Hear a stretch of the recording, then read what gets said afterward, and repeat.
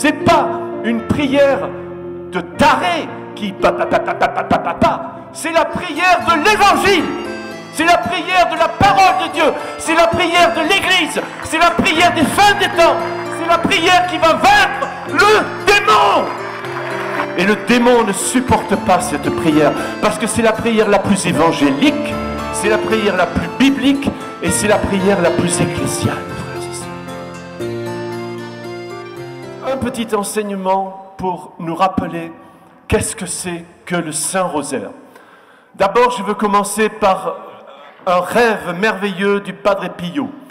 Il était en danger de mort dans un rêve qu'il a fait. Et c'est le démon qui voulait le tuer. Et tout d'un coup, la Vierge lui est apparue, elle lui a dit des paroles bouleversantes qui s'adressent en quelque sorte à chacun de nous. Ne crains rien, je suis là. Prends ton arme et serre-t'en. Voilà, prends ton arme. Et vous voyez, frères et sœurs, il faut se rappeler que nous sommes, tant que nous sommes sur la terre, c'est le temps d'une guerre. C'est le combat. Et le combat pour la paix, le combat pour l'amour, par la victoire de la miséricorde.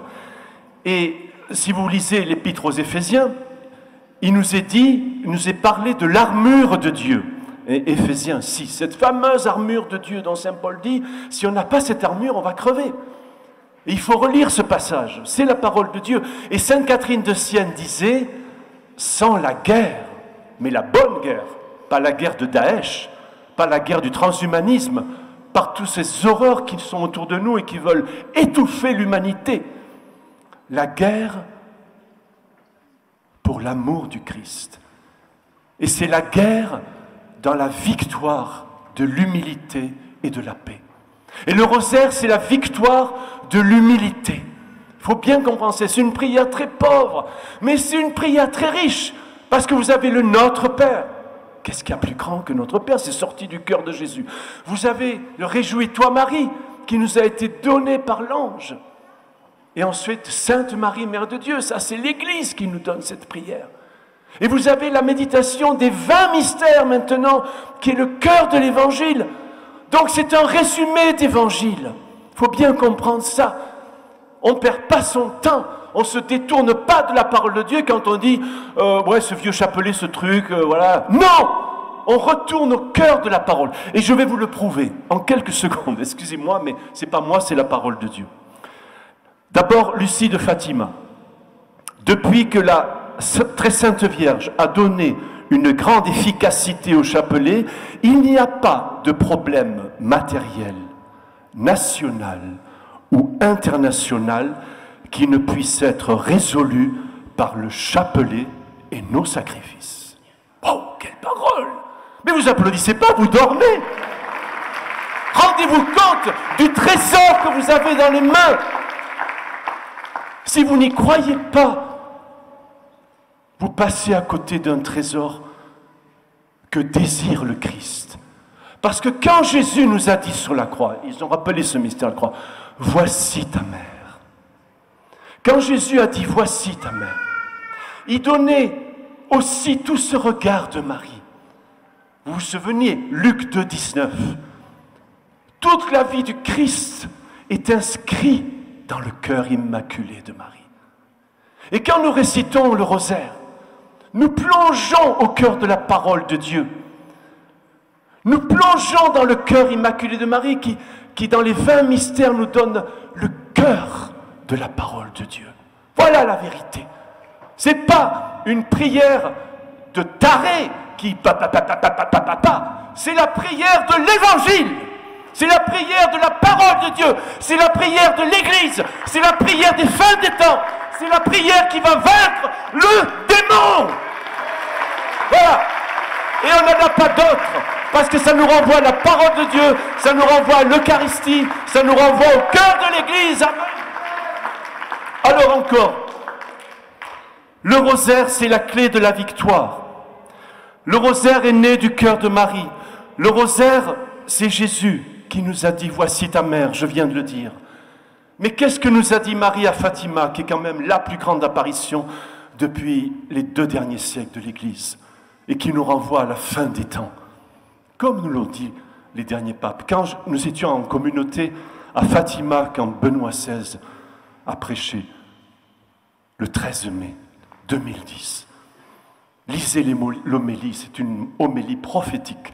Et il a dit, nous attendons la victoire du cœur immaculé de Marie qui va faire triompher la mort du Christ, qui va nous préparer au retour du Christ. C'est une prière de la fin des temps. Et Marie a dit à Fatima, mon cœur immaculé triomphera. Et c'est une prière prophétique, c'est une annonciation, c'est une affirmation. Et le démon ne supporte pas cette prière, parce que c'est la prière la plus évangélique, c'est la prière la plus biblique, et c'est la prière la plus ecclésiale, frères et sœurs. Alors c'est ça le Saint-Rosaire. Et je vous dis, en dernier, que ce rosaire qui nous prépare, qui nous jette dans la fin des temps, eh bien, il y a un chanoine qui a un jour prêché à Banneux. J'ai retrouvé cette citation absolument incroyable. Il était hyper inspiré ce jour-là. Il nous a fait comprendre que le rosaire, c'est la bombe atomique de l'amour. Et je le cite, la bombe atomique résulte d'une fission, d'une scission de l'atome. Tandis que la bombe à hydrogène, beaucoup plus puissante, résulte par contre d'une fusion, d'une réunion de 2 atomes et développe une énergie beaucoup plus forte.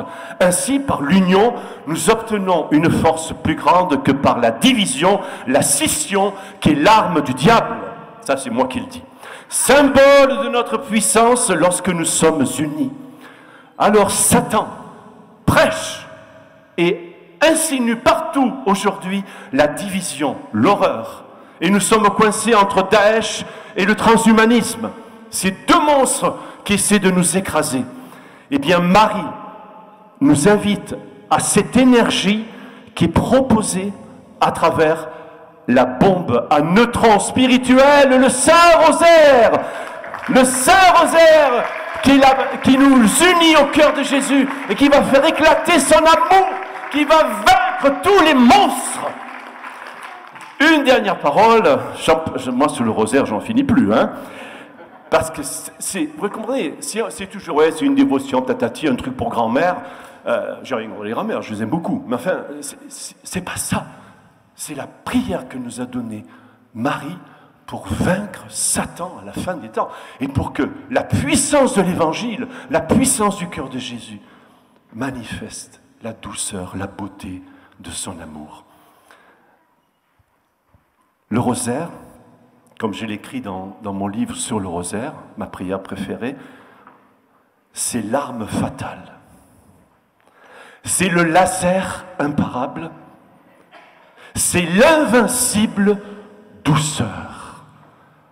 Et vous voyez, il y a un chemin dans le rosaire, petit à petit, où Marie nous met la douceur du Christ dans le cœur.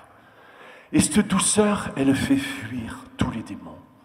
Cette douceur, elle arrive à vaincre tous les ennemis pour la victoire de l'amour.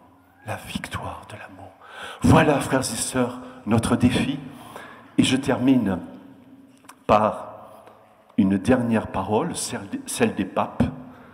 Jean-Paul II qui disait « Elle est ma prière préférée, prière merveilleuse de simplicité et de profondeur. » Et notre pape d'aujourd'hui qui dit le rosaire tous les jours. Notre cher Argentin qui nous prêche avec force. Qu'est-ce qu'il dit? Le rosaire est la prière qui accompagne tout le temps de ma vie.